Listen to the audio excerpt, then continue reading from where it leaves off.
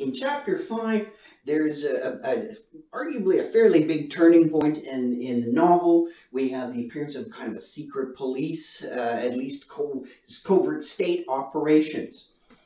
One of the horses, named Molly, who was sort of represented as this kind of this vain horse, and is very concerned with the ribbons in her hair, etc., etc. Asks, questions early in the novel about will there be sugar after the revolution, and she's told no, there will be oats, and you will eat them, and you will like them. And she asks, well, can I still, I want ribbons. I'm a gorgeous horse. Can I still wear all these ribbons in my hair? No, ribbons are symbols of oppression, etc., etc. Molly is never really convinced by the revolution. Just like old Benjamin, she's not convinced by it. But Molly has an allegiance, in a sense, to the old order. Not that she likes it as a political structure or whatever, but Molly is representative of those people that maybe like the pomp and the pageantry of the old ways of doing things and the benefits of them. Like she liked her sugar. She liked sort of the nice little trinkets that she got. She liked the sugar, and she liked the ribbons in her mane.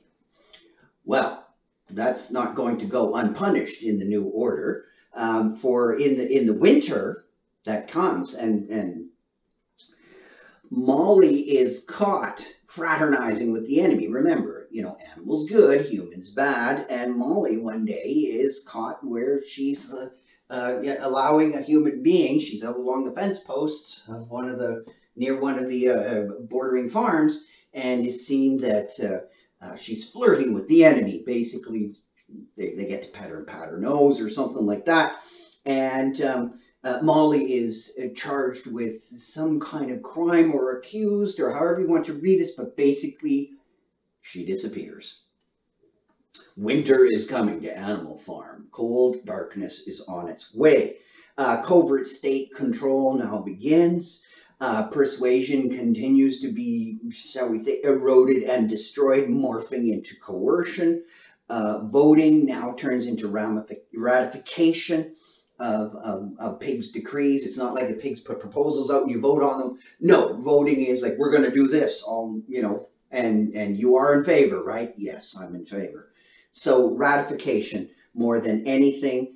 But as in the case in most revolutions, infighting begins. And we had our three main pigs, remember, Napoleon, Snowball, and Squealer. Squealer is the propaganda one. Napoleon and Snowball are the chief pigs, and Napoleon was more of the brutal power kind of guy, and Snowball was the diplomatic bureaucrat. And this infighting, this Napoleon faction versus Snowball faction, starts to spread, and the animals are starting to take sides. And it spreads basically over the question of building a windmill, right? Means of production. If we build windmills, we can do, all these kinds of things. We could, grind the wheat and get flour, and then we could sell it, and we could have a nice, easier life because we can make some money. Because, of course, Animal Farm realizes, right, the authorities realize they can't make everything for themselves. Animals simply physically can't operate certain kinds of machinery. And so they had a hard time trying to use the machinery that was left over from Farmer Jones to farm the land. So they had to do things. They had to figure out ways to generate revenue such that they could buy what they needed. How are they going to, where are you going to get sugar from, right? If you're, you can't grow sugar cane in the location in England. And so in that sense, the Animal Farm authorities realized, well, we got to do something. We got to generate revenue so that we can start trading and working with other farms and buying products from them. So Napoleon rejects the idea of a windmill. This is Snowball's idea, and Napoleon rejects it, and he's against it. He thinks it's a bad thing. Well, supposedly he does.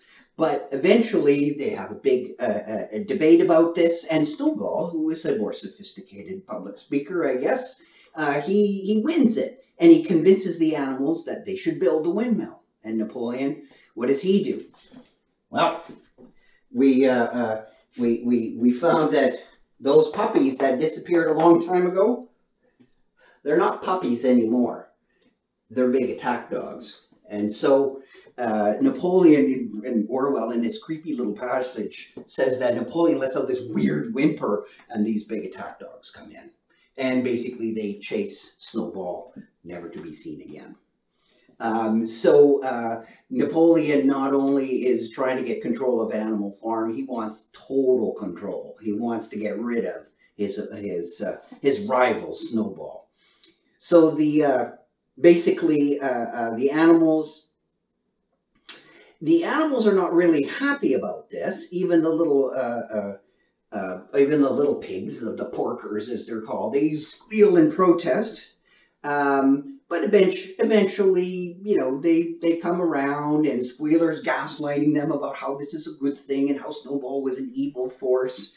And so what we have is this fear of the dogs, this gaslighting by Squealer, and Napoleon then announces that, you know what, building that windmill is a good idea, and it was always my idea. So this notion of not just gaslighting to convince you that you were wrong about something, but really this deep kind of notion of the state taking control even of the past and starting to rewrite the past to reflect its own goals. So not only is the state trying to control your mind now, it's also trying to control and eradicate your independent use of memory.